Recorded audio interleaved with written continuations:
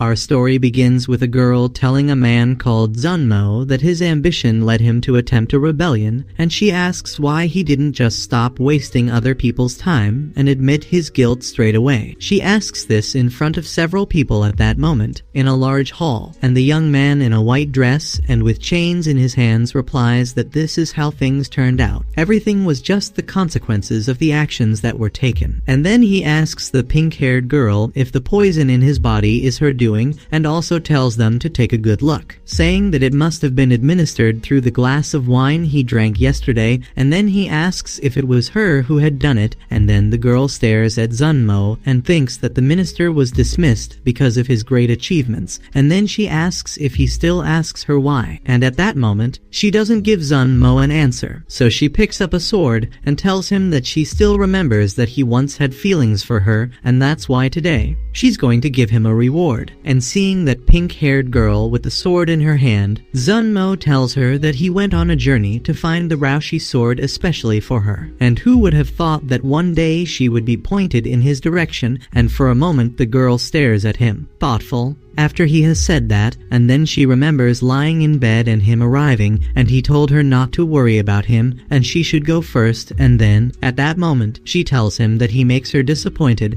and then she continues, saying that he will be buried in the Imperial Mausoleum, and after his death, she will offer him gifts every year, and then, at that moment, she uses the sword to slash the boy, who quickly goes wide-eyed, and everyone who was present at that moment begins to tremble, witnessing that scene, and then Zunmo thinks that that was the end of him. It's time for him to activate the scripture of reincarnation. And then, suddenly, a blue butterfly appears, and then, it simply lands on Zunmo. There was Zunmo, sitting down. And then he realizes and smiles. After going through a time travel and becoming the villainous prince of a novel, he had blocked all the protagonist's opportunities in order to avoid an inevitable fate, and he carefully trained the cultivation of the hero Liu Ruoxu in order to create a new dynasty, making her an empress, and even though he believed his plan was infallible, in the end, he couldn't change his fate, and he thinks that's enough. Since his plan went wrong, he won't make the same mistakes again,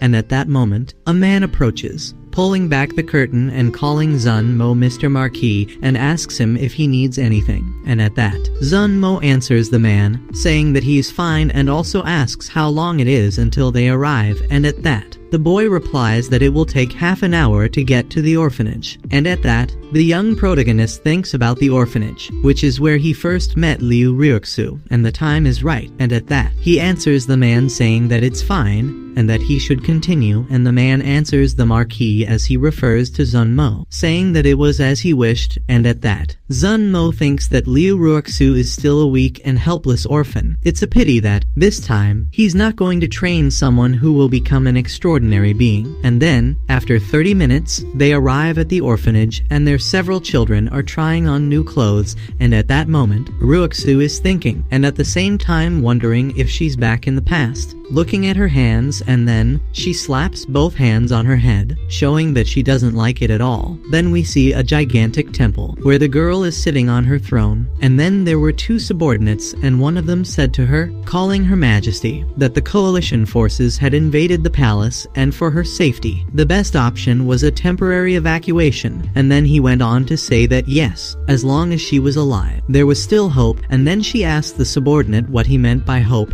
and he said that she was waiting for someone at that moment, and then the subordinate asked who his majesty was waiting for, until, completely unexpectedly, someone appears on the scene, breaking the tension with their sudden and threatening presence. The two subordinates accompanying Majesty Ruoxu immediately go into a state of high alert, as if they sensed the imminent danger represented by that figure. With quick and precise movements, one of the subordinates draws his sword, pointing it directly at the girl who had just arrived. With an aggressive tone full of hostility, he calls her a witch and, without hesitation, addresses the Majesty, calling for her to leave the place immediately, guaranteeing that he and his companion would take care of that intruder without mercy. However, the white-haired girl who had just appeared seems not to be shaken in the slightest by the words or actions of her subordinates. With a cold look and an expression that mixed disdain and amusement, she observes the scene for a brief moment before opening an enigmatic smile. with a tone almost as if it were something completely normal. She comments on the loyalty she saw between them, as if she were analyzing the situation in an almost scientific way. In a movement so fast that it could barely be followed by the eyes of those present, she strikes a fatal blow, ripping off the heads of the two subordinates without the slightest effort, their bodies falling to the ground as if they were mere puppets whose strings had been cut, leaving the atmosphere even heavier, with the same smile that exuded an unsettling mixture of tranquility and cruelty. The white-haired girl declared that, at last, there was no one else there to disturb her, for she wanted to say a few things to Ruixu, her voice carrying genuine satisfaction. Turning to Ruixu, she breaks the silence again, asking with a false sweetness how the Majesty has been. Her words, although apparently kind, carry a hidden weight, as if they were the tip of a blade ready to pierce. Ruixu, keeping her composure as best she can, responds with a tense and formal tone. Recognizing who was in front of her, she pronounces the name of the girl with white hair, Kao Yang. The simple name evokes buried memories and feelings, bringing up the past that Ruixu would rather forget. Kao Yang, for her part, wastes no time and, with a tone of voice that carries a mixture of irony and resentment, comments on how unexpected it was for her when Ruixu was taken by Zumo from the orphanage, because, for Kao Yang, it wasn't supposed to be Ruixu but her. She recalls how Ruixu was plucked from a world of misery to enjoy the glory, wealth, and status of Empress, while she, Kao Yang, was left behind, fighting over scraps of food with street dogs, surviving in the midst of a brutal reality and witnessing the worst atrocities the streets could offer. As Kao Yang speaks, her voice taking on a more cutting tone, and she slowly approaches Ruixu, each step echoing through the room. She makes a point of emphasizing that, despite everything, there was a catch. In the end, she says that Ruixu had lost to her. The question that follows is direct and full of provocation. Kao Yang asks if Ruixu knows why this happened, as if to prolong the suffering of the other before revealing the truth. Ruixu, unable to maintain her cool, responds with a trembling voice, asking the reason for that statement. Kao Yang then unleashes the answer with a calm that matches the intensity of the moment. She says that Ruixu had lost the moment she killed Zumo. That was the path that preceded ruin for her. The statement is like a blade cutting through the air, hitting Ruixu with devastating emotional force. Kao Yang continues, explaining that as long as Zumo was alive, it would be impossible for someone like her to even set foot in the territory of the Yan dynasty, let alone threaten its throne. The words are spoken with surgical precision, dismantling Ruixu little by little. Ruixu, stunned and completely emotionally shaken at that moment, tries to process what she has just heard, her voice trembling. She stammers out confused questions, trying to understand what exactly Kao Yang was talking about. She pleads, almost desperately, wanting to know what she should do to correct her mistakes or appease Kao Yang's wrath. However, as Ruixu speaks, Kao Yang, without showing any hesitation, plunges his sword into the Empress's chest. The blow is precise, piercing Ruixu's heart, while Kao Yang maintains an icy and implacable gaze. As she carries out the attack, Kao Yang speaks, her voice laden with contempt. She accuses Ruixu of being drunk on power, stating that the Empress killed Zumo without feeling a single shred of remorse. And then, with a mixture of bitterness and scorn, she asks if Ruixu really believes that someone as foolish and corrupt as her deserves to be called Empress. Each word is an additional blow, hitting not only Ruixu's body, but also her soul. As she feels life ebbing away, Ruixu begins to think, reflecting on the actions that led her to that moment. She blames herself, believing that everything was, in fact, the consequence of her own mistakes. In her last thoughts, a single idea dominates her mind. If she could go back in time, she would never have done what she did to Zumo. Suddenly, she's thinking about how this could have happened, and a boy next to her asks her if she's alright, and she says that she is.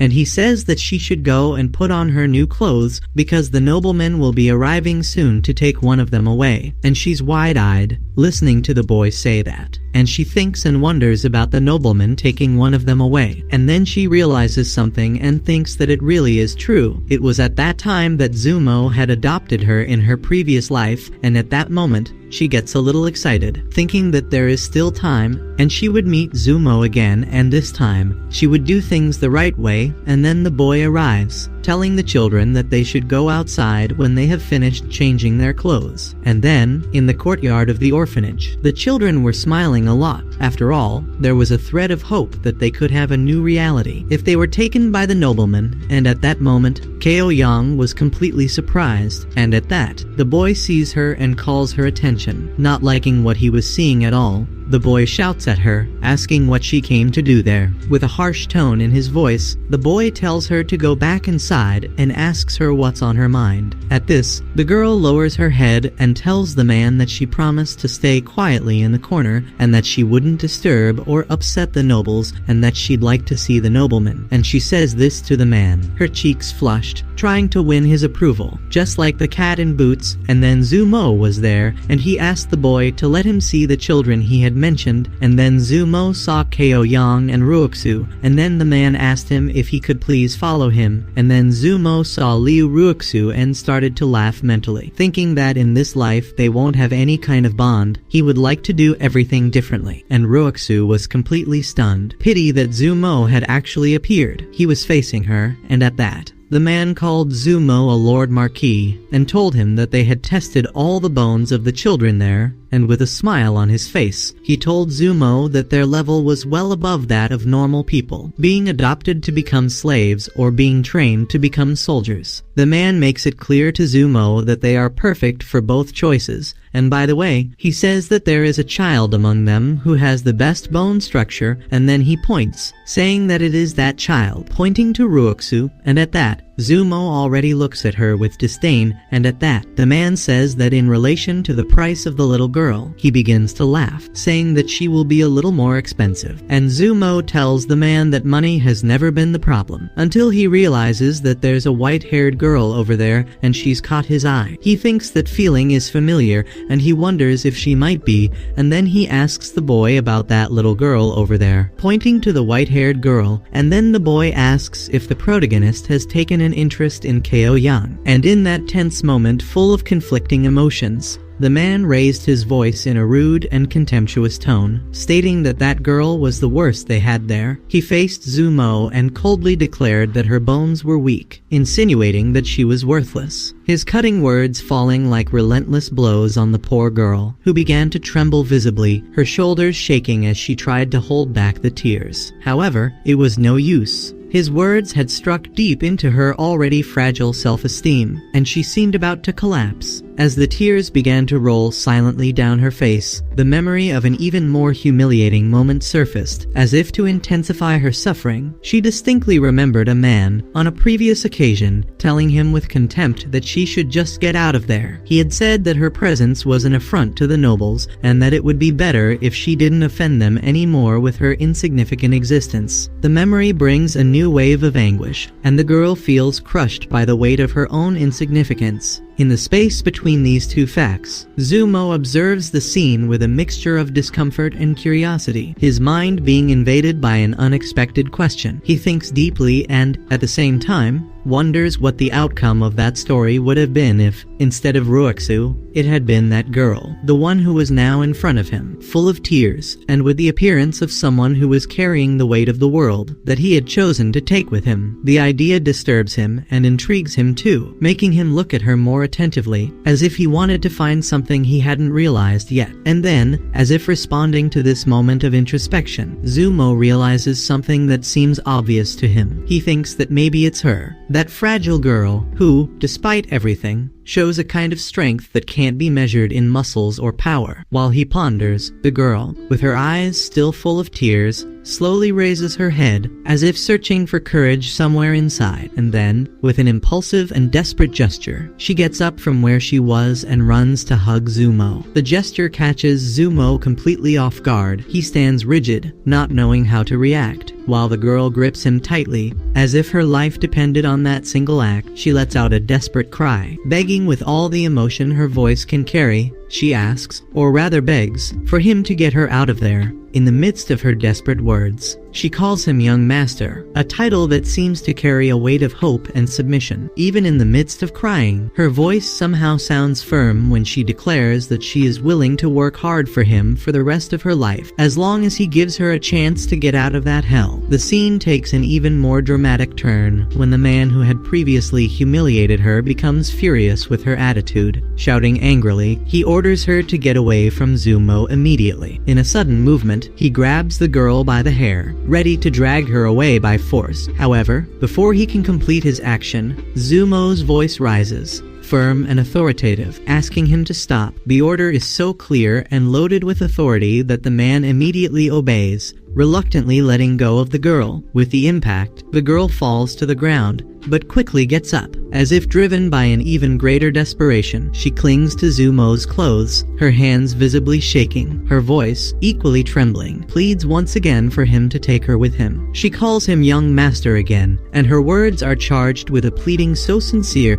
that they seem to resonate in the air around them. The desperation was evident, and she practically bows, begging with all her might. If you've enjoyed the video so far and you're not subscribed to the channel, please subscribe, as this way you won't miss out on the updates. And if you haven't left your like yet, please leave your like, as it helps a lot. And if you want to help the channel in a deeper way and it makes sense to you, become a member of the channel. Members are entitled to watch the videos without interruption. Zumo, with a serious expression, looked at her and asked directly if she really wanted him to take her with him. The girl, trembling so much that it seemed as if her legs might give way at any moment, answered with an emphatic yes, while nodding repeatedly, as if to emphasize her determination. Then he asked her again, remembering that she had said she would do anything for him. Once again, the girl, her eyes watering and her voice broken by crying, reaffirms her promise. She declares that, as long as Zumo takes her away, she is willing to do anything for him. Without hesitation, a smile appears on Zumo's face. He seems to relax a little, perhaps picking up on the sincerity and determination behind the girl's words. With an unexpected gesture of kindness, he approaches her and begins to wipe away her tears. That small act of compassion seems to mean the world to the girl, who watches him with eyes full of hope. However, not far away, Ruixu witnesses everything that is happening. She remains motionless, but her expression reveals a mixture of shock and disbelief. Her eyes are wide, as if she can't believe what she is seeing, and her mind goes into a whirlwind of confused and conflicting thoughts. She thinks and, at the same time, wonders how the situation got to this point. In her perception, the story shouldn't have gone that way. It didn't make sense to her that Zumo would choose that girl over her. Everything seemed wrong, as if fate itself had made a mistake. As she watches Kao Yang leave alongside Zumo, Ruixu feels a wave of emotions that are hard to describe. A bitter feeling began to grow in her heart. She thought that she was the one who should have been chosen, that she was the one who should have been by his side at that moment. For her, it was inconceivable that Zumo was wrong about her, but even so, the reality she was witnessing seemed to say otherwise. Something was terribly wrong, but Ruixu didn't know how to fix it, and she doesn't think so. She's the one who's chosen.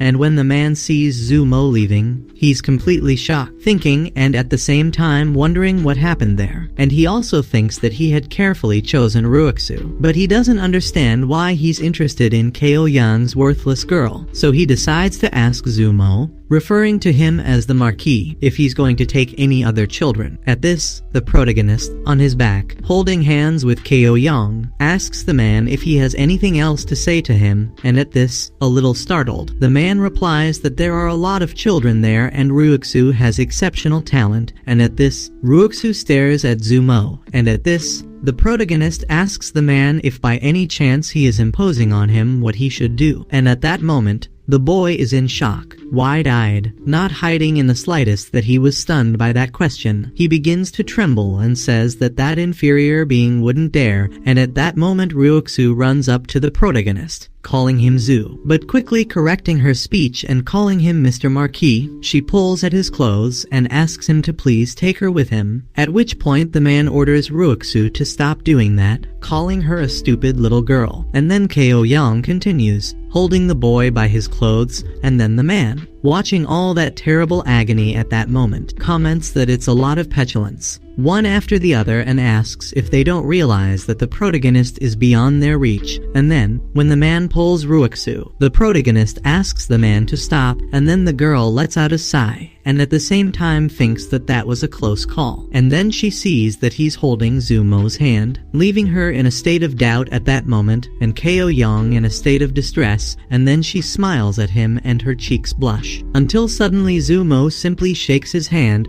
so that the girl lets go, and then, with the force he uses, she ends up falling to the ground, and then she's completely perplexed at that moment, and then, wide-eyed, she asks if the protagonist isn't going to change his mind. And then, Zumo, with a faraway look in his eyes, reflects on Liu Ruixu. He thinks deeply about the time they spent together, a period that spanned hundreds of years. Despite all the shared history, he concludes that, in the end, certain bonds cannot be sustained, just as one cannot carry water with a sieve. It was a metaphor that perfectly captured the fragility of the bond that he had previously believed to be unbreakable. Full of determination, he decided that it was time to break that repetitive and unsustainable cycle. With a firm gesture, he turned around, interrupting any chance of reconsideration, and declared to the man in front of him that he would only take Ko Yang with him. His words accompanied by the gesture of holding the white-haired girl's hand, sealing his decision in a not at all wrong way. Meanwhile, Liu Ruixu remains slumped on the ground, watching the scene with a mixture of disbelief and despair. She feels the cold ground under her hands as her mind is lost in a whirlwind of chaotic thoughts. The inevitable question emerges from her trembling lips as to how things got to this point. Everything seemed to be spiraling out of her control, and the sight of Zumo holding Ko Young's hand as he left her behind was like a dagger through her heart. However,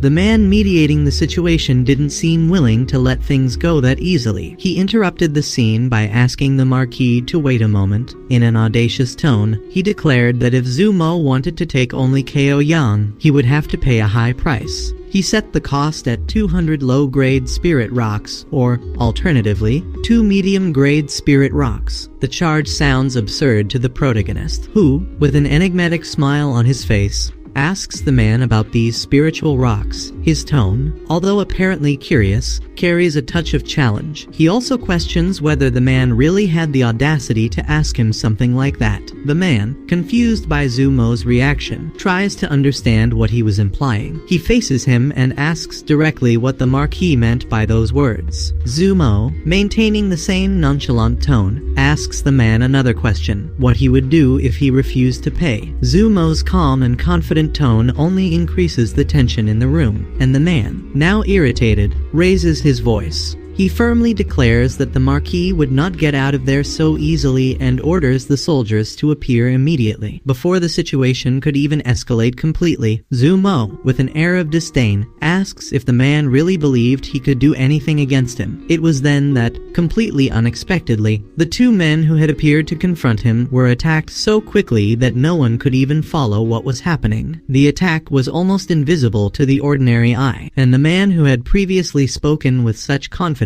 was now perplexed, unable to understand what had just happened, and without wasting any time, he shouted desperately, calling for reinforcements. In response, a veritable array of ninjas appears, advancing at the same time to try to subdue the protagonist. The scene turns into absolute chaos, with dozens of warriors moving towards Zumo. The man, now clearly terrified, orders them to eliminate the protagonist at any cost, stating that if they failed, everyone there would be condemned to death. However, Zumo was not alone. At his side, there was a man of imposing presence called Wang, whose skill was legendary. With a tone of unwavering confidence, Zumo turns to him and, almost casually, says that he will leave all those men in Wang's care. It was a clear demonstration of his confidence in his ally's abilities, and, indeed, Wang did not disappoint. In a matter of moments, he faces and defeats all the warriors who dared to challenge Zumo. The scene was worthy of legend.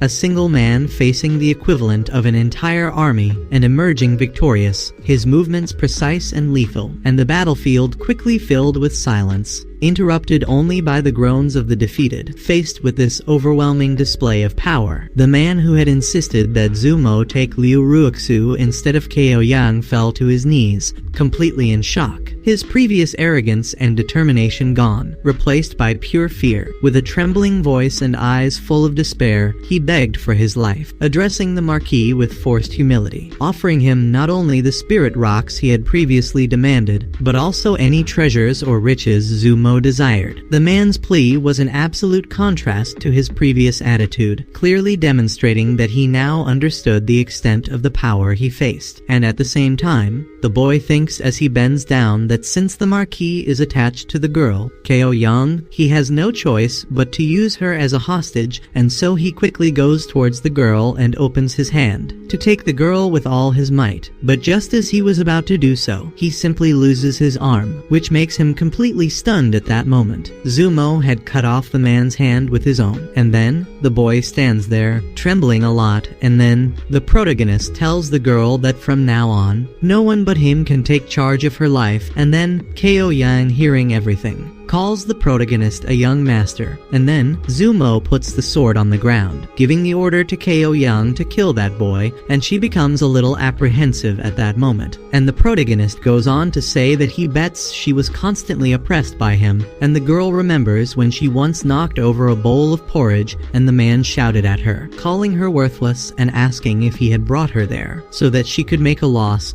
and he said that it was a waste because a failure like her was eating more than the others. And out came the young girl with the broken bowl in her hands and her eyes full of tears, and he continued, telling Ko Young that she was a failure, and asked her how she dared not kneel down when she saw him. And in that moment of growing tension, he stares at her with eyes full of hatred and fear, but tries to maintain some posture while letting out a cry of pain mixed with despair. The man asks, with a voice full of incredulity and irony, if the girl believes she is some kind of untouchable princess. Without warning, he pushes her brutally to the ground, making her fall awkwardly, and immediately throws punches at her, as if each blow was an attempt to repress his own impotence and anger. The girl, for her part, doesn't try to resist, but her thoughts are swirling. While he is assaulting her, she begins to harbor a burning desire for revenge, thinking about how she can put an end to the man who has humiliated her for so long, telling his boss that this is enough. If he carries on like this, she'll end up dying. Others begin to agree with whispers of approval, but the man, overcome by his fury, just glares fiercely at his subordinates, as if the mere fact that they suggest something is an outrage. Yet he relents for a moment, his fists still clenched, as he breathes heavily. The girl, slumped over and in intense pain, just stares at him, her eyes burning with a mixture of suffering and contained fury. Meanwhile, Zumo observes the scene with a neutral expression, but his eyes carry an intensity that reflects his understanding of the situation. He addresses Ko Young in a calm but firm voice, exposing that man's character with cutting words, saying that that man, pointing at the boy, made filthy deals with powerful and wealthy people, selling innocent children as if they were disposable goods. He always treated her as less than nothing, as a tool that he could use and discard whenever he liked. Selling children, there is no more abominable act than that. With these words, Zumo walks slowly up to the girl, calmly. He stops beside her and looks directly into her eyes, calling Ko Young's name, and he continues, saying that if she wants, she can end it now. It's in her hands. No one will blame her if she decides to take his life. In fact, it would be understandable,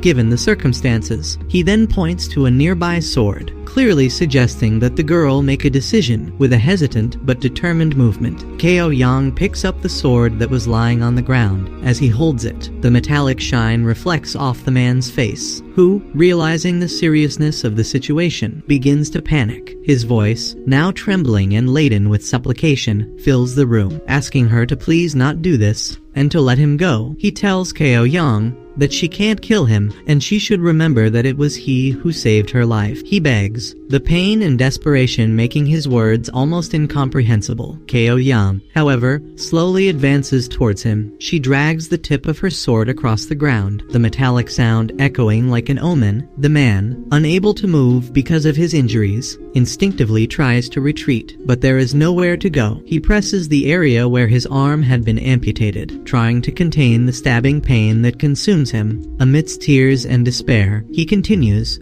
saying that if it wasn't for him, she would already be dead. And he saved her, and then he asks if that's how she thanks him, calling her a curse and also saying that she is an ingrate, a disgusting insect. His words only inflaming Ko Young's anger even more. Her eyes shone with a mixture of hatred and determination, and at that, she asked him about saving her life. Her voice was laden with contempt. She said that he never saved her, and he was only using her to make some kind of profit in the end. For him, she was never more than a disposable piece in his dirty schemes. She raised her sword and, without hesitation, slashed the man's leg. The blow is precise and brutal, and the blade pierces deeply. He lets out a deafening scream of pain, feeling his leg being rendered useless. Now, he was missing an arm and a leg, reduced to a deplorable state. The atmosphere is taken over by his screams and desperate pleas, asking her to please stop. He just asks her to stop it, and if she wants to kill him, to do it soon, she should end it once and for all, but he asks her not to keep mistreating him like that. Her voice, trembling and embittered, reflects the desperation of someone who knows they are on the verge of the end. Yet Ko Young remains motionless, her gaze impassive as if she were above any feeling of compassion at that moment. She completely ignores the man's pleas. For her, his suffering was not enough to make up for everything he had done. She felt that this was the fate he deserved, and her decision was already made.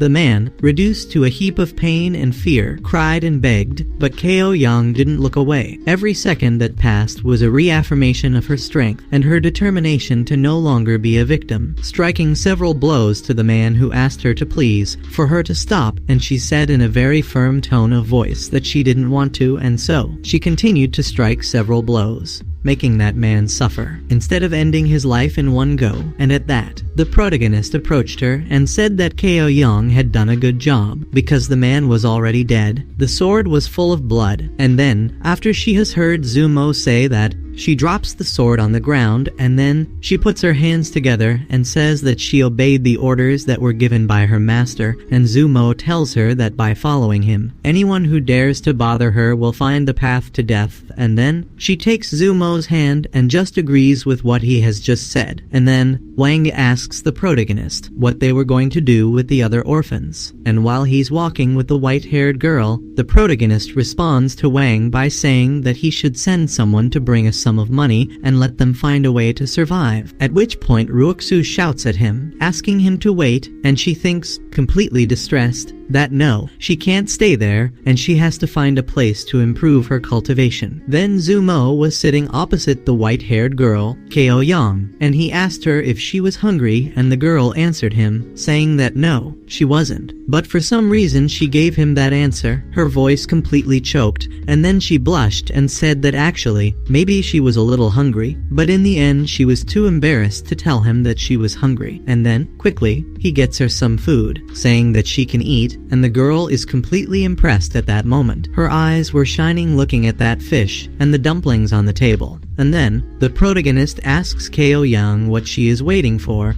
and then she starts to eat the dumplings in a desperate way, as if she had never seen food in her life, and he asks her to eat slowly, so as not to cause bad digestion. And then, the protagonist, with a serious look and a calm voice, addresses the white-haired girl. He comments that perhaps he never mentioned this to her when they were still at the orphanage, but now was the time to clarify something important. He explains that, if she wishes to continue by his side, he will have to impose a restriction on her body. With this restriction established, he guarantees that she can never disobey his orders or try to hurt him in any way. He adds that if she breaks this rule, the consequences will be severe. Her soul would be sent straight into oblivion, a fate worse than death. However, the protagonist makes it clear that he doesn't intend to force her. He offers the girl a choice. She could start life again alone, leaving the past behind, or, if she preferred, she could accept her fate and move on alongside him, but with the restriction in place. The girl, still holding a dumpling in her hands and with her face slightly dirty from the crumbs, listens to every word attentively. Her eyes, although innocent, reflect determination. When he finishes speaking, she looks up at him and, with a firm expression, replies, calling him young master, and without any hesitation, she asks who he thinks she is and states categorically that her decision has already been made. She made it clear that she would not go back on her choice.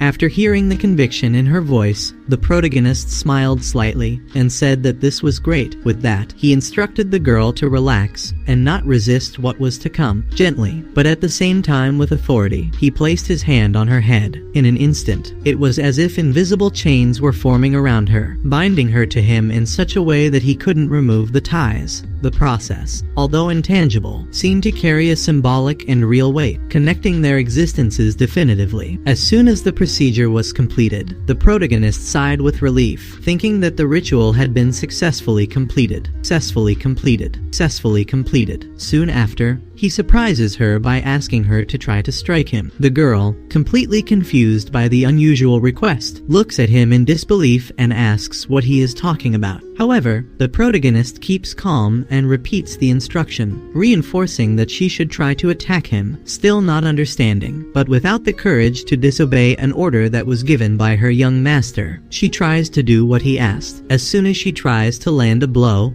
a cry of pain comes quickly. She feels an intense and unexpected sting, enough to make her retreat immediately. Zumo, observing her reaction, calmly explains that this was the effect of the restriction he had placed on her. He adds that, in the future, if she tried to hurt him again, the consequences would be much more severe. The girl, with a tight heart and tears in her eyes, replied with determination, stating that she would never betray her young master. The sincerity in her voice was evident, and Zumo felt that she was speaking from the heart. At that moment, Wang, Zumo's faithful subordinate, intervened, informing them that they had finally arrived at the protagonist's mansion. Zumo, without wasting any time, asked Wang to arrange a room for Ko Young and find someone to take her to the bathroom, as he had important matters to attend to and needed to go away for a while. With a friendly smile, Wang approaches Ko Young and, in a welcoming tone, asks her to accompany him. As they walk through the wide corridors of the mansion, Wang maintains a relaxed conversation with Ko Young, trying to put her at ease. He comments that, from that moment on, the mansion would be her new home, and that he had something special to show her. When they arrive in front of a door, Wang opens it carefully, revealing a spacious and well-decorated room, made with comfort and luxury in mind. He pointed to the room and informed her, with a smile, that this would be her room from now on. Ko Young, upon seeing the space designated for her, felt her cheeks flush. It was something so beyond anything she could have expected. The room was large, with elegant furniture and windows that let natural light illuminate the room. The sight was so impressive that she couldn't contain her emotions. In the midst of all this, she thought that she wasn't worthy of living in such a wonderful place. With this overwhelming feeling, she began to run around the room, seemingly overwhelmed by a mixture of happiness and disbelief. As she ran, she told herself that she didn't deserve so much. One of the mansion's maids, assigned to help Ko Young, observed the scene and was completely confused. Without understanding the girl's behavior, she gently asked what was going on and what the problem was. Ko Young, however, doesn't answer immediately. She just continues to absorb the grandeur of her new home, struggling to accept that she was now part of a world that had previously seemed completely unreachable to her. And with her voice completely choked, almost as if she was having trouble organizing her words, Ko Young, with her cheeks flushed with embarrassment, keeps her gaze down as she puts her fingertips together in a shy gesture. She tries to explain to Wang, with a hesitant tone, that it would be better if she lived somewhere more modest, something more compatible with her condition, something that wouldn't make her feel so out of place. However, Wang, known for his easygoing personality, can't hold back his laughter at the suggestion. He laughs because he finds the whole thing comical, and then says that she was personally chosen by the Marquis Zumo. He questions how it would be possible for her to live in a stable, adding that she is no horse, and that the Marquis would never allow anything so dishonorable. Ko Young tries to argue again, looking for more justifications,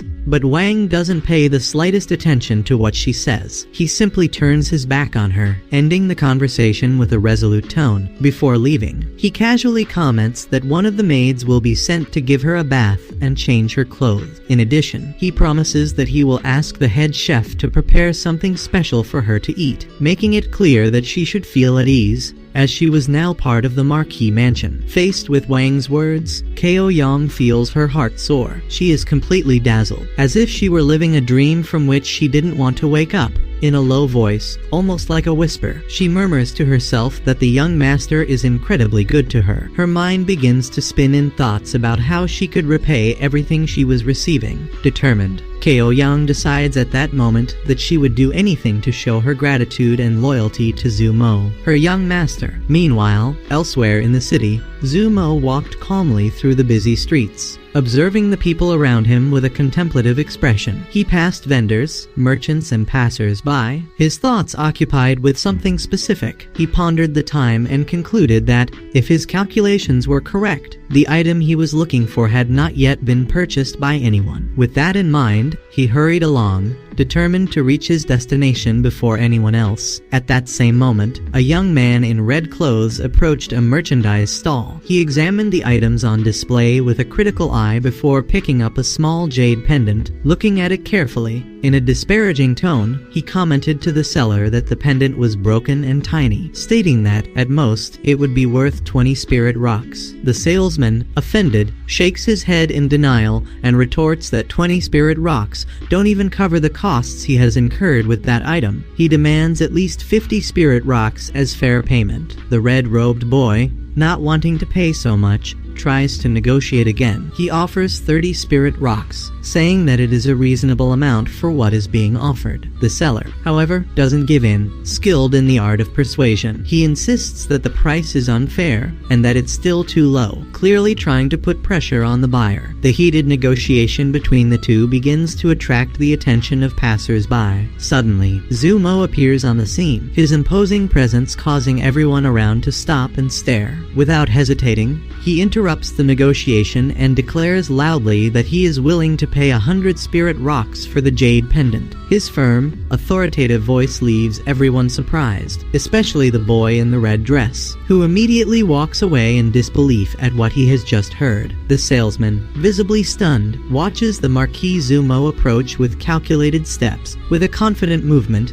Zumo throws a blue spirit rock onto the stall table, with such force that the impact creates a small hole in the wood. He looks directly into the vendor's eyes and, with an almost defiant tone, asks if 100 spirit rocks aren't enough or if there's a problem with the price he's offered. The vendor, recognizing who was in front of him, feels a chill run down his spine. He would never have imagined that Marquis Zumo, such an influential figure, would show up at his humble stall. Nervously, he tries to change his approach. With a hurried tone, he begins to tell a story, claiming that the jade pendant was actually an heirloom from his family, passed down from generation to generation. He says that the item has inestimable sentimental value, trying to manipulate the situation to extract even more advantage. Zumo, however, remains silent, watching the seller with an expression that made it clear that he was not easily fooled. The tension in the air was understandable, and everyone around was waiting anxiously to see how the negotiation would end. The protagonist, being completely surgical at that moment, asked the man if he was willing to sell a family heirloom for 50 spirit rocks, at which point the man said that since the Marquis wanted the pendant so badly, he would sell it for 100 spirit rocks. At which point the young man in the dress got angry and shouted at the salesman, saying that he had seen the jade pendant first. And then the salesman quickly throws the jade pendant into the protagonist's hands, and the younger boy, completely distressed, says that the salesman can't do that to him. And then Zumo thinks, well, apparently he's still one step ahead of him, and that's Lin Yi, the hero of the novel. He's a wandering orphan who possesses a rare peculiarity, that of detecting spiritual objects. And after being lucky enough to find the ancient jade pendant, he embarked on the journey of immortality cultivation and changed his life, and he hopes that their paths don't cross again. He knocks Lin Yi down, and at that, the boy stays there on the ground, wondering who that Marquis is, and then he gets up and comments that the aura contained in that jade pendant is something he's never seen before in his life. He thinks that things are really bad for such a treasure for him to be in possession of the jade pendant, and he says that one day he will make Zumo pay for what he did to him that day. He has a hatred for the Marquis, and he feels something and doesn't understand. He asks himself if a spirit creature has just been born, and he starts to refuse, telling himself that it couldn't be possible and visibly surprised. He tells himself if there is a possibility that apart from the jade pendant, another great opportunity has just appeared. Then he goes over to check it out,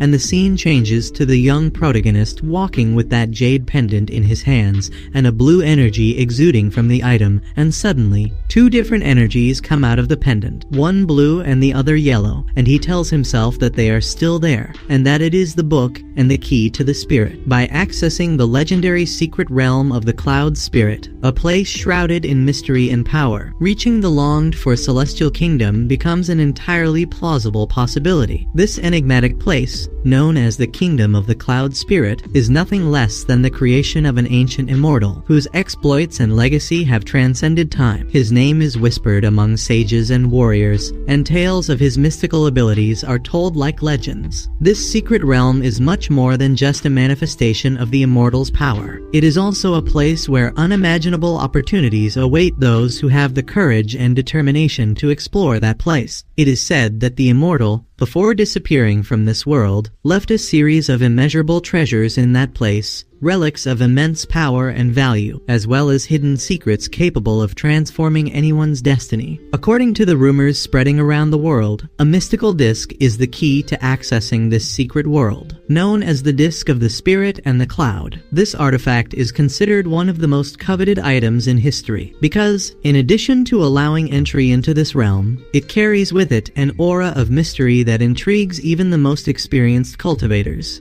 The protagonist, Zumo, upon hearing about these stories and reflecting on what they mean, makes a firm and unshakable decision. In his mind, he promises himself that, in this life, he will no longer be a plaything of fate this time. He will take complete control of his own existence and shape the future with his own hands. Determined, he returns to his immense mansion, a symbol of his position, prestige, and power. As soon as he crosses the gates, Wang, his faithful servant, is waiting for him. As always punctual and attentive. With a respectful smile, Wang greets his master with cordial words, welcoming the Marquis back, then informs him that he has already installed the young woman. The Marquis brought Kao Yang in the third bedroom of the East Wing, one of the most reserved and quiet places in the mansion. Wang also informs him that a meal has already been prepared for Zumo and asks him, carefully, if he would like him to go and fetch the girl. Zumo, with his usual calmness, replies that it won't be necessary. He'll go and fetch Kao Yang himself. Wang, always obedient and attentive to his master's wishes, just bows his head slightly in respect and replies simply that he has understood his Marquis, after which he leaves, allowing Zumo to go on his way. As he walks through the wide corridors of his mansion, Zumo observes the details around him, adorned tapestries, masterfully carved statues, and chandeliers sparkling with precious stones. Every corner of that building seemed to echo his greatness and authority. He says to himself, remembering Wang's words that it was the third room in the East Wing. After walking down long corridors and through several doors, he finally arrives at the indicated place, stopping in front of the door. He reflects for a moment before saying quietly to himself that it must be that one. Without hesitating, Zumo approaches the door and opens it. Inside the room, the scene changes to Kao Yang, the white-haired young woman, who is being helped by two women. They are carefully bathing her in a white marble bathtub, whose fragrant steam rises into the room, creating a relaxing atmosphere. It was clear that she wasn't used to receiving this kind of treatment, and while the women washed her hair and cared for her skin, she commented that she found it all a bit complicated and different. In a moment of embarrassment, Kao Yang apologized to the two women, saying that she was sorry to be giving them so much trouble, but the women smiled kindly and reassured her that she didn't need to worry. They assure her that they are there to serve her and that it is a pleasure to take care of her. Kao Yang, still shy, thanks them and, with her cheeks even redder, admits, with a twinkle in her eye, that this is the first time in her life that she has had such a relaxing and comfortable bath. For her, the moment seemed almost unreal, as if she were living a dream. Suddenly,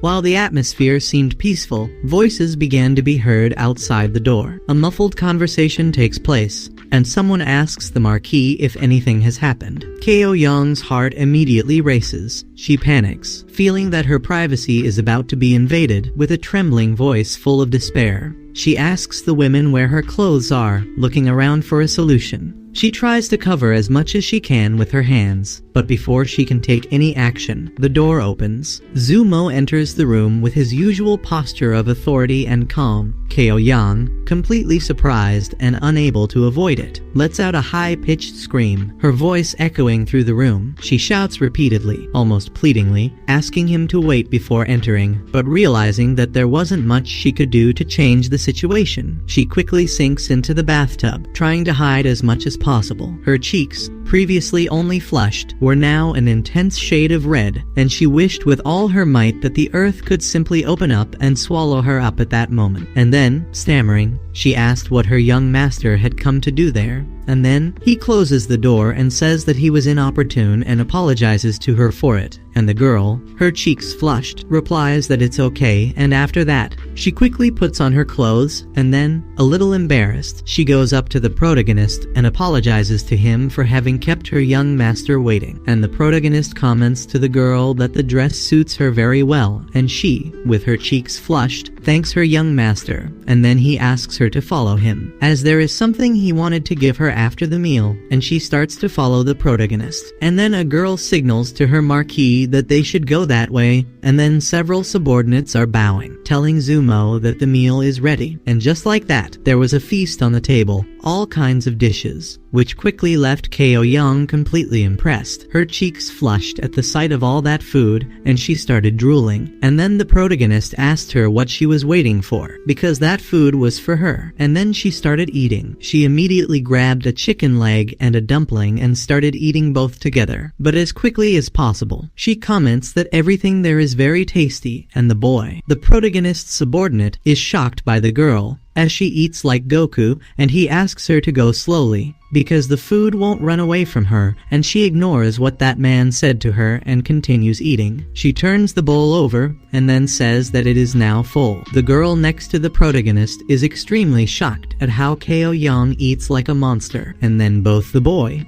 the girl, and the protagonist speak at the same time, asking the girl if she doesn't think she's eaten too much. And so the girl's stomach is full, and then, with a low voice and flushed cheeks, she apologizes to all of them, and then she gets up and goes over to the protagonist, telling him that she swears she doesn't eat a lot. And then the protagonist doesn't pay much attention to what she's saying, and so he asks the boy next to him to tell the chef to prepare 3 meals a day starting today. And then the young man says that he understands and tells her that there will be 3 meals a day, and then the protagonist addresses the girl, saying that now that she is satisfied, she should go with him, and the girl just confirms what her young master said, and then they go to a place in the protagonist's mansion, and then he holds out his hand to her, handing her a parchment, leaving the girl with doubts at that moment. He says that it is for her. It was a scroll from the spirit of the cloud, and he asked her to read it and try practicing it. At this, the girl opened the scroll, and at this, he thought that the former outlaw witch was going to practice an extremely powerful technique, and he wondered at the same time what the result would be, and at this, the scene changed completely, with that merchant who tries to take advantage of others. He shouts angrily and breaks the rest of the jade pendant, saying that he was unlucky.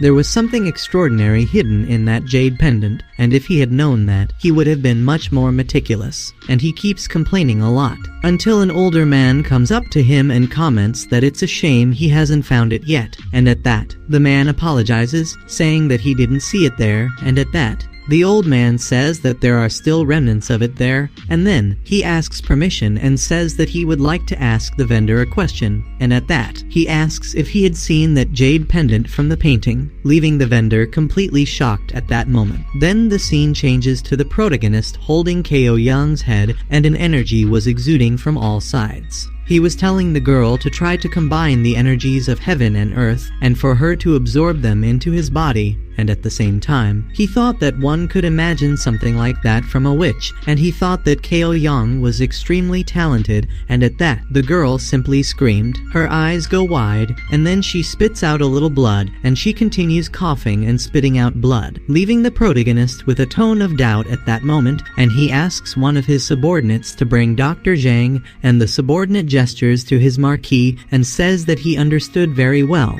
Then into the poor area. There was Lin Yi. He found a door, and he told himself that the glow was coming from there, quickly opening the door, and at that, he didn't understand, thinking and at the same time wondering if it was a girl. There was Ruixu, and she was levitating, in a kind of meditation, and he was completely frustrated, thinking and at the same time wondering if she was the one he had thought was a great opportunity for him, until, just as he was leaving, he steps on a branch, breaking it, and the boy becomes nervous, regretting what he has just done, and at that moment, after he has broken the branch, the red-haired girl simply appears behind the boy, with the branch in her hands, touching his neck and asks who he is and visibly frightened. He replies that his name is Lin Yi, and he is a nomadic orphan, and he will be 15 this year. At this, Ruixu is thinking, and at the same time wondering about Lin Yu, and if perhaps he is the same person, and she also thinks that she remembers that the minister introduced someone by the name of Lin. He said that he had a talent for discovering treasures, and that he would deliver all the treasures in the world to her. But Zumo had rejected him at the time, and so she wonders if perhaps he has already had contact with Lin Yi, and she also thinks that with his help, she could use the treasures to improve her cultivation, and so she throws the branch on the ground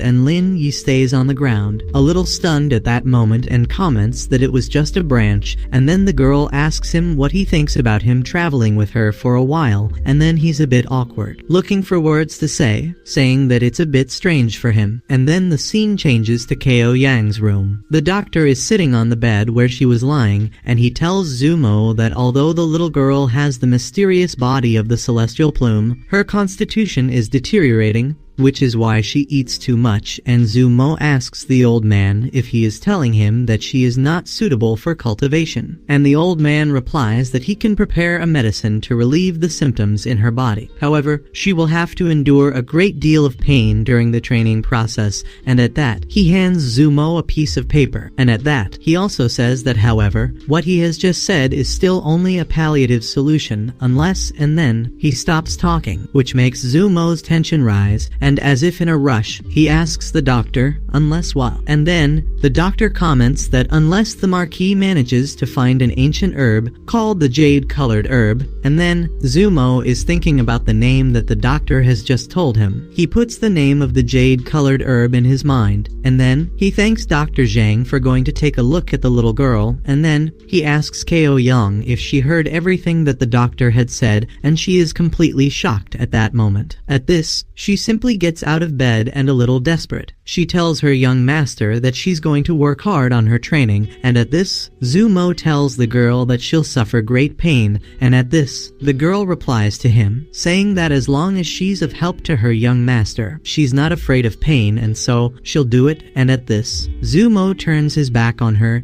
and says that he hopes she can keep her promise, and tells her that they'll be going on a trip tomorrow. And at that moment, the girl simply nodded in confirmation of everything the boy had just said to her, making it clear that she understood what was being said. She didn't say anything out loud, but her calm and attentive expression showed that she was absorbing his words carefully, while the boy turned his attention to a small bag in his hands. He looks at her briefly, as if to make sure that he is giving her what she really needs, and then explains that the herbs contained in that special sachet, carefully prepared, would be able to relieve, even if only temporarily, the pain she was feeling, in a calm and gentle way. He hands her the sachet. The girl, visibly touched by the boy's kindness, blushes a little, feeling a warmth on her cheeks, and, without hesitation, thanks Zumo with words full of gratitude. She calls him young master, expressing the respect she felt for him, and her voice sounds a little soft, but full of emotion. It was clear that she was touched by his gesture. The scene then shifts,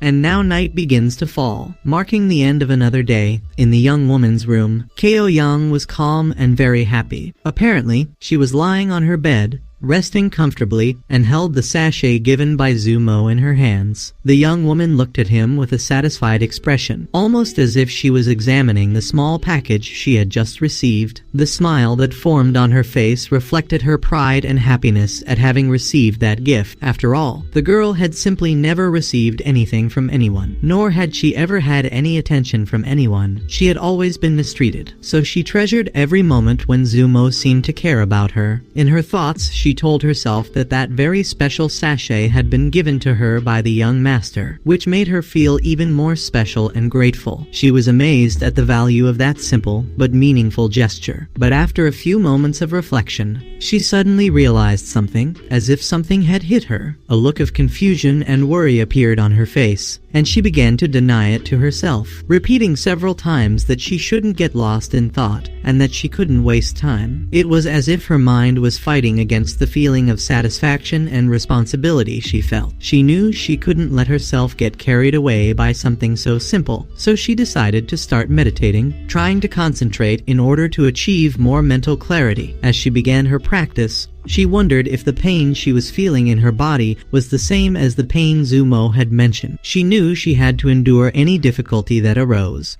and she repeated to herself, with determination, that she had to be strong and resist any challenge, without allowing herself to weaken. The scene then changes, and the next morning arrives, bringing with it a new opportunity to face what was to come. The protagonist enters the dining room with a calm step, looking around, and soon notices that the girl was already eating a lot. She, who was sitting at the table, raises her gaze as soon as he arrives and, with a friendly smile on her face, gives him a cheerful good morning. She explains that she was almost finished with her meal, which indicated that she had already eaten a lot. The protagonist, with a serene and calm expression, responds with a discreet smile, saying that everything happens in its own time. He assures her that there is no hurry and that they could leave when she has finished eating, with no need to rush or hurry. Then the young girl finally finishes eating, and, as she gets up, there is a slight impression that she is satisfied. Feeling full, she smiles, and her eyes sparkle as she says, with a tone of satisfaction, that she was completely full, indicating that the meal had completely satiated her. She, with her belly a little more prominent, looked really comfortable. The protagonist then observes the situation and asks the girl to hold on tight, asking her to try not to vomit, which leaves her momentarily confused, without understanding exactly what he meant. She is a little lost with those words, wondering what was going on and the reason for such a request. However, before she could fully understand the situation, something unexpected happened. Zumo, with the skill of a master, began to fly with impressive speed. He dragged the girl with him, and the young woman, unable to control herself, screamed in a tone of surprise and amazement, while holding on tightly to his clothes, trying not to be carried away by the speed of the movement. Her eyes were full of tears due to the fright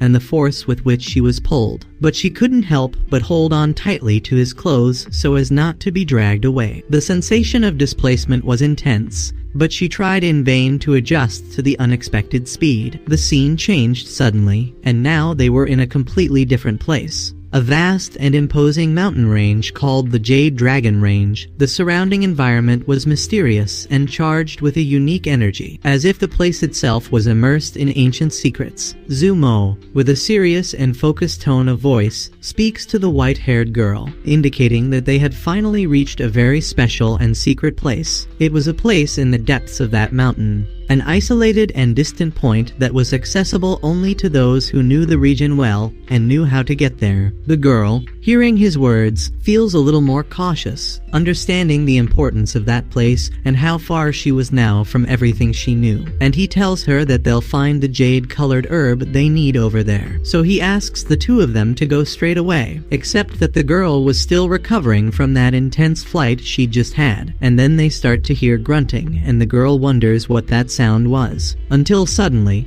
a huge tiger appears from behind the bush, and then it lunges at the protagonist and Ko Yang. At this, she shouts for her young master to be careful, but when she tries to dodge, he just does, and his claws are now close to her, leaving the girl completely stunned at that moment, her eyes wide, and at this, she closes her eyes and thinks, at the same time wondering if she is just a burden to her young master. And at this, Zumo says that he would never have thought that there would be so many scarlet amber herbs around. And at that moment, he used a skill to hold that creature. And then, he says that a mere beast doesn't deserve to have so many of them, and at that, he does in the same second. The tiger simply turns into a pile of bones, and then, the protagonist drops him on the ground, and suddenly, the tiger turns again into flesh and blood, and the girl is completely at a loss to understand what she has just seen. She goes wide-eyed and wonders how he turned into a skeleton, and then back to normal. And then the protagonist says that's the Heavenly Sutra of Reincarnation, and it's getting dark. It's time for them to prepare their meal, and then the protagonist picks up a red plant, and then he thinks for a while, and then he starts walking, saying that they should go now, because there's a cave nearby, and then the little girl would stay there with him temporarily, and then the girl says it's okay and starts dragging that creature away. Then the scene changes to inside the cave, where the creature was being roasted, and the girl was blowing on the fire, and then she takes a stick and sticks it into the meat, saying that the meat looks delicious, and then the protagonist tells her to control her breathing, and she gets scared, and then she looks at the entrance to the cave and asks who they are, and then the protagonist also sees it and says that they are members of a sect, which is strange to him. He explains to Ko Young that that place is full of dangers, especially at night, and that's why hardly anyone comes there, and at that moment, the girl's cheeks flushed, calling for the young master.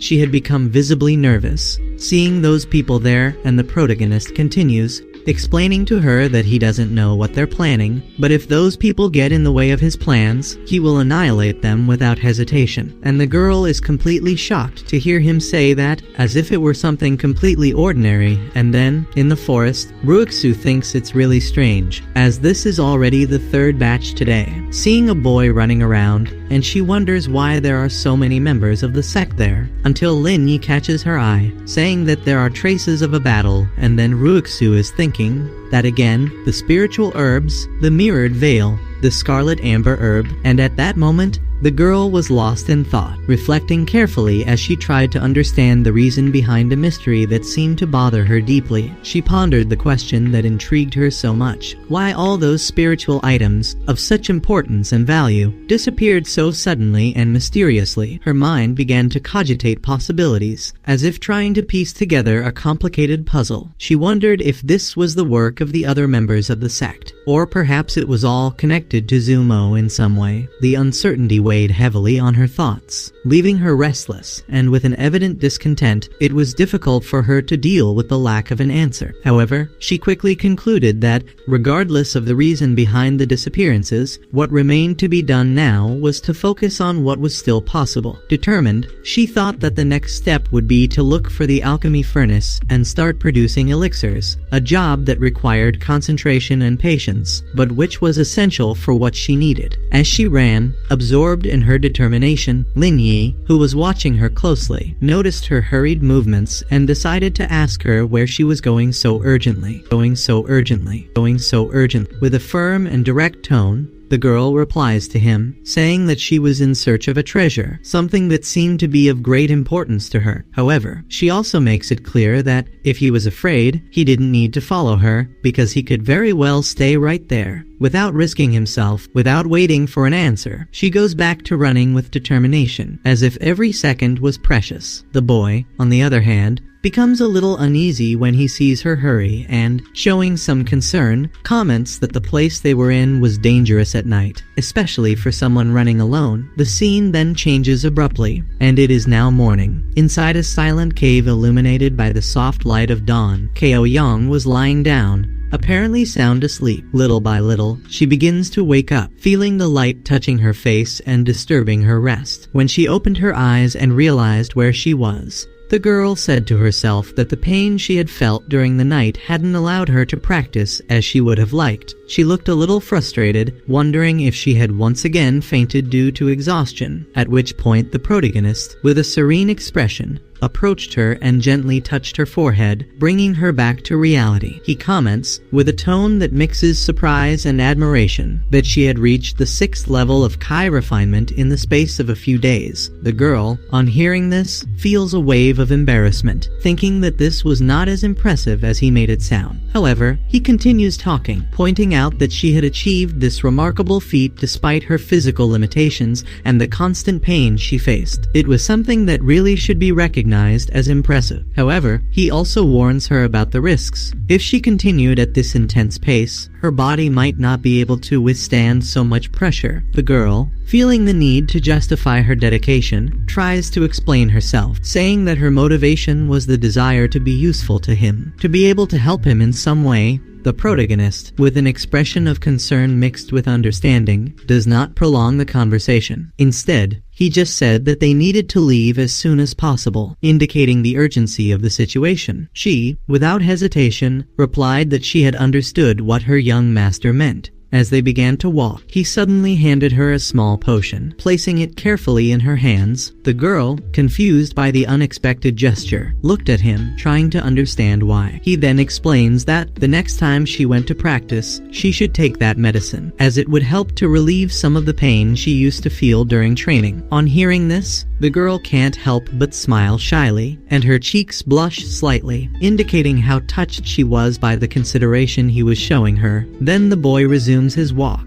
but not before telling her not to stand still and to follow him. She promptly replied that she had understood and then hurried to follow him. They continued walking through a dense, gloomy forest where the sunlight barely made it through the treetops. The atmosphere was silent, except for the subtle sounds of nature around them. However, there was something watching them, hidden in a high branch of an ancient tree. A menacing-looking snake remained motionless, its sharp eyes fixed on the two travelers. It seemed to be studying their movements carefully, waiting for the right moment to act. The girl asks her young master if the furnace they are looking for is something important, and the protagonist tells her that yes, its quality is above the others, and he tells her that it too should be just ahead. But he asks the girl to be careful because there are jade serpents with horns protecting the furnace, and he asks the little girl not to be hurt by them. They hear someone shouting at them to be careful, and the protagonist doesn't understand, wondering if there is someone there. So he quickly hides behind the bush and stares wide-eyed, seeing that it was him, Lin Yi, and that he was fighting one of those horned jade snakes with the help of a sword. And witnessing all this, the protagonist thinks, and at the same time wonders why the boy is there. But to Lin Yi's misfortune, he's attacked with all his might by that horned jade snake, causing him to spit out a little blood, and at that, he gets upset at that moment,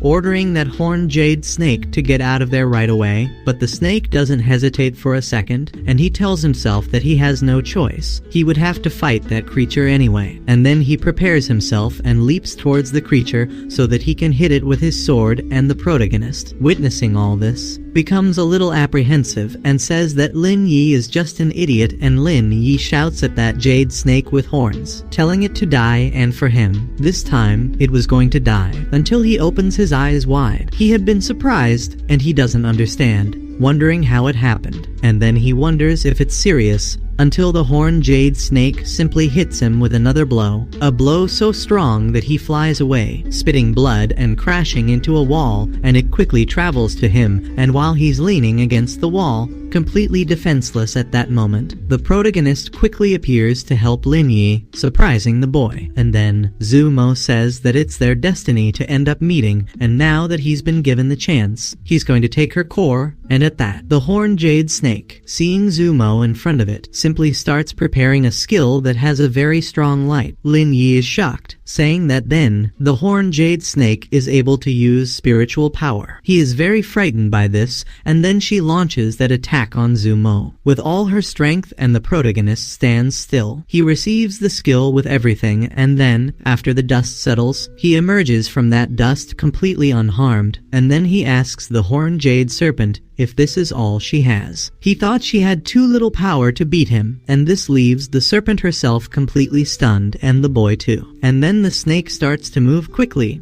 and at that moment, the protagonist calls Ko Yang, asking her to do something, and she tells the young master that she has understood, and then she makes an attack on the horned jade snake. But it defends itself, and the little girl thinks that this is not good, and with great fury, the snake goes to the girl so that it can hurt her with a bite. However, at that decisive moment, the protagonist doesn't allow the situation to get out of control, demonstrating an impressive and powerful skill. He uses a technique that projects a gigantic gigantic spiritual hand. With immense precision and strength, he firmly grasps the horned jade snake, immobilizing it completely. The creature, once so threatening, is now trapped and unable to react. The protagonist, with an expression of determination on his face, coldly orders the snake to die. He concentrates all his strength on the skill, squeezing the creature with such intensity that the snake's body gives in to the crushing pressure. In an explosion of flesh and blood, it is torn apart, with remains scattered on the ground in a scene that demonstrates Zumo's overwhelming power. After dealing with the snake, Zumo immediately turns his attention to Kao Yang. Concerned about the girl's well-being, he quickly approaches her and, with a gentle tone, asks if she was hurt during the confrontation. Kao Yang, visibly crestfallen and with her eyes turned to the ground, replies to the protagonist, saying in a dejected tone of voice that she still felt very weak. She seemed disappointed in herself, as if she thought she hadn't made a significant contribution. However, Zumo doesn't agree with her assessment. He reassures her, stating with conviction that she is not weak and explaining that, thanks to her intervention, he has managed to obtain an inner core in perfect condition, something extremely valuable. As he spoke, Zumo displayed a glowing, pulsating green energy in his hand, the inner core of the jade serpent, which confused the girl even more. Realizing that she didn't understand the importance of what he was saying, Zumo set about explaining, telling her that, because of her interference at the time of the fight, the horned jade serpent wasn't able to perceive the imminent danger, which prevented it from panicking and releasing the deadly poison that would have contaminated the inner core. He emphasized that if the creature's poison had been released, the spiritual core would have been rendered useless, losing much of its value and spiritual energy. But thanks to Kao Yang's courage and determination, the core remained intact and in perfect condition. When she heard these words, Kao Yang was completely stunned. Her eyes widened in surprise and her cheeks took on a vibrant red hue. With a hesitant voice, she commented that this was what had happened, trying to assimilate the importance of her contribution. At that moment, Zumo, with a gentle smile on his face, runs his hand through her hair in an affectionate and reassuring gesture. He congratulates her sincerely, saying that she has done an excellent job, something he recognized and appreciated deeply. The unexpected compliment makes Kao Yang blush even more. She was not used to receiving compliments, especially in situations where she felt inadequate. This thrilled her so much that she couldn't help but smile a little happily, while still trying to hide her embarrassment. For her, this moment was special, something she had never experienced before, and it filled her heart with joy. Just then, Zumo stood up nimbly and, with his usual tone of leadership, warned them that they needed to keep moving. He knew they couldn't waste any more time there. Kao Yang, while following him, let himself be carried away by his thoughts. She reflected on how that had been the first real compliment she had ever received, something that, for her, was so meaningful and special that it made her feel important and useful. It made her extremely happy, and she smiled to herself, enjoying the moment. Meanwhile, in another place, not too far away, Lin Yi was in a completely different state. He was visibly irritated and muttering quietly to himself. He recognized Zumo, and his presence bothered him deeply. His face full of frustration, Lin Yi asked himself questions, trying to understand why that man was there once again. He wondered if Zumo knew something that he didn't want anyone to know, a secret that he kept at all costs. This idea made him extremely upset and nervous, making him imagine the possible consequences if Zumo really did know something. Lin Yi's restlessness makes him make a sudden decision. Without thinking too much, he starts running, as if trying to escape his own fears and worries. However, before he can get very far, Zumo unexpectedly appears in front of him. The protagonist, with a fixed and penetrating gaze, interrupts Lin Yi's escape, firmly questioning where he thinks he is going. Zumo's imposing presence deeply frightens Lin Yi, who is paralyzed and unable to respond immediately. Nervousness takes over him, as he desperately tries to find an explanation or a way out of that uncomfortable situation. And then, he starts to shake a lot, and begins to stutter, saying that in fact, he he wasn't actually going anywhere. And then the protagonist asks the boy if he's alone, and then the boy tries to find words to say to the protagonist, and then he frowns and comments that he's fallen behind. And then the protagonist tells him that he'll ask the last question, and then he asks if he's seen any of the cultivators. And the boy, still stammering, replies to the protagonist that he saw,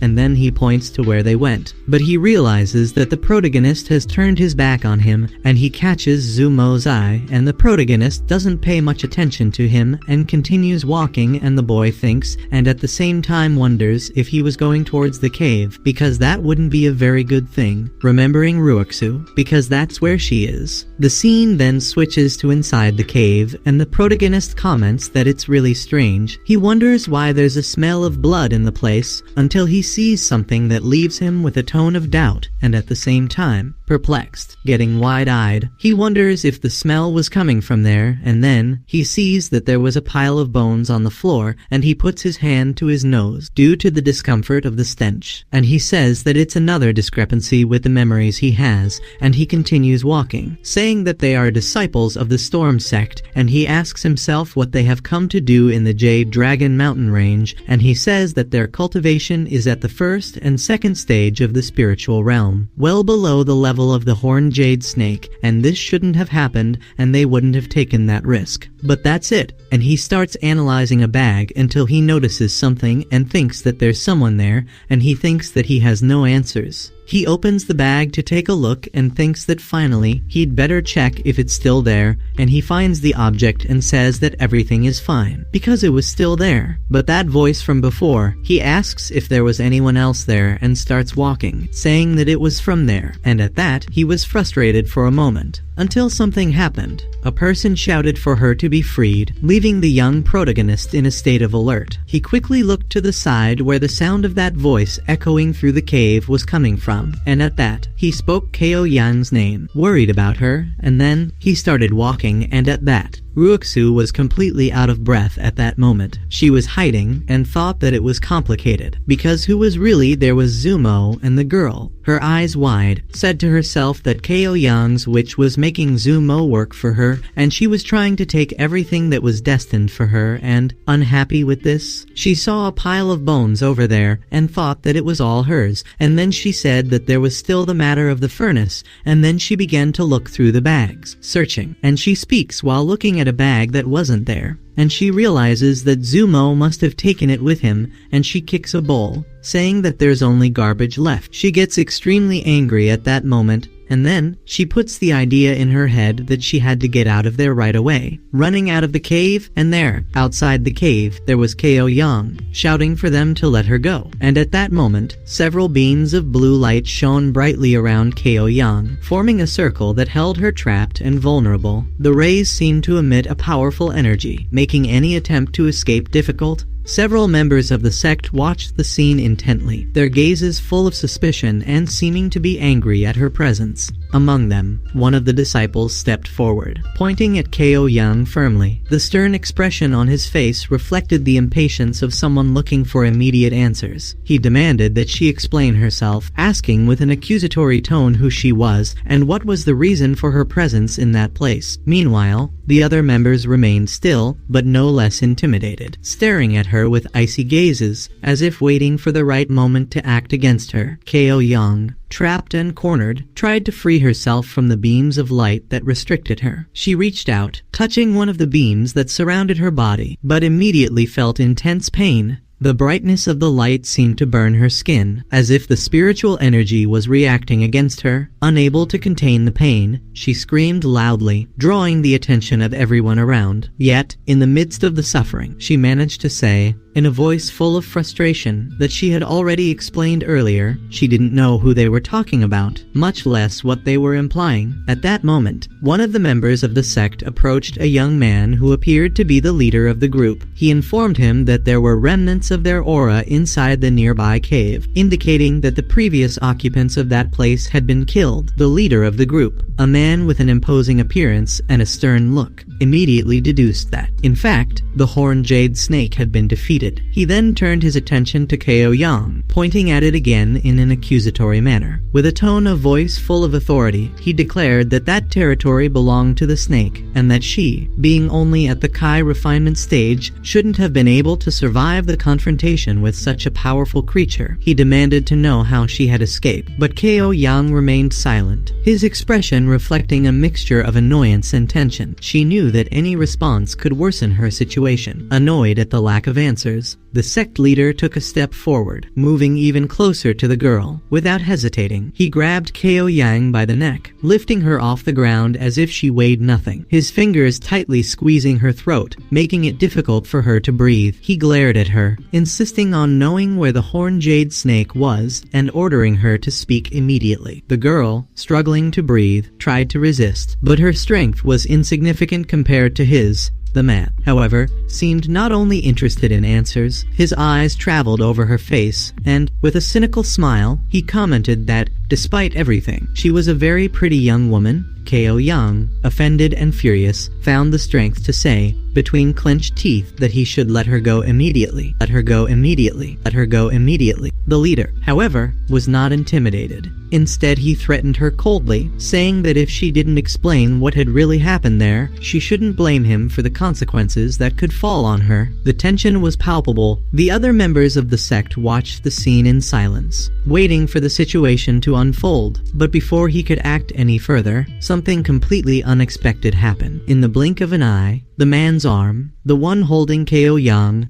was cut off cleanly and precisely. The movement was so fast that he didn't even have time to react. The pain took hold of him overwhelmingly, and he began to scream desperately, the sound of his despair echoing through the place. He looked at his own arm, or what was left of it, unable to believe what had just happened. The cut was perfect, as if an invisible blade had passed through it with surgical precision. While the man screamed, Kao Yang was left at the mercy of gravity. Without the support of the arm that held her, she fell to the ground with a painful impact. Despite the pain she felt when she hit the ground, she quickly gathered the strength to get up. The girl knew she had to act quickly. Around her, the other members of the sect were in a state of shock, completely bewildered by what had just happened. They immediately grabbed their weapons, their gazes moving frantically, trying to locate the person responsible for that sudden attack. Fear and uncertainty were evident in their expressions. They shouted, demanding that the attacker reveal himself, but they couldn't see anyone nearby. The atmosphere seemed dominated by a suffocating tension. Then, with an almost surreal calm, Zumo appeared, walking unhurriedly towards Kao Yang. His presence was unmistakable, and he seemed completely oblivious to the confusion around him. His expression was calm, showing no trace of concern. He approached the girl who was still trapped by the beams of blue light, ignoring the incredulous stares of the surrounding sect members. With a simple, firm movement, he raised his hand, touching the beams that bound Kao Yang, and undid them with ease. The energy that had previously held her immobilized vanished like smoke, freeing her. Kao Yang, freed from the prison of light, felt a wave of relief, but her face soon took on a sad expression. Looking at Zumo, she apologized to him, her voice laden with regret. She said she was sorry to have been captured by those men, as if it were a personal failing. Zumo, however, just looked at her with understanding. Without showing any sign of reproach, he knew that the situation was not her fault, and that his priority now was to ensure her safety. Meanwhile, the sect members continued to stare at him, even more cautiously, aware that they were facing an opponent far beyond their capabilities. And then he hears someone calling him a bastard, and suddenly a legion of men with swords in their hands rush towards him. And then the man who had just lost his arm orders everyone to kill the bastard who has just done this to him, and makes it clear that he is still only in the Lingtai Kingdom. And then, just as he was about to be hit by those men, the protagonist looks at the girl, and he gives her some talismans and says that now it's her turn, and the girl tells him that it's okay, and then the men shout for both of them to die. Only when some of them are about to attack the girl, they don't understand, wondering if those were talismans of restraint, and suddenly they realize that their spiritual power has been sealed. And then, at that moment, everyone stands still. And then they saw Kao Yang exuding a blue energy. She seemed to have a lot of energy at that moment, leaving everyone wide-eyed, and then the protagonist asked the girl to leave only one of them alive, and she just agreed with what her young master said, and then she conjured up a kind of spear with her own energy and quickly leapt up to attack those men, and they scream, begging her not to take their lives. Now that the tables have turned, they want her to do nothing, otherwise they'll kill the girl and the protagonist in one fell swoop, without even thinking twice, and at that, the girl simply strikes several of them, leaving only one of them alive, which was the boy who had lost his arm, and the girl comments that as requested by her young master, there was one of them left, and she laughs a lot seeing that boy in that situation. And then she goes back to her young master, notifying him that she has already taken care of the others, and then she gives the man who had lost his arm a push, and he falls to the ground and starts foaming at the mouth, and then the girl, very happy because she was being useful at that moment, picks up several bags and tells the protagonist that there are their storage bags, and the protagonist tells her that she could keep all of that, and the girl doesn't understand why he said that, being completely stunned at that moment, and suddenly, the protagonist begins to concentrate a large amount of energy in his hand, and then, he throws that energy with everything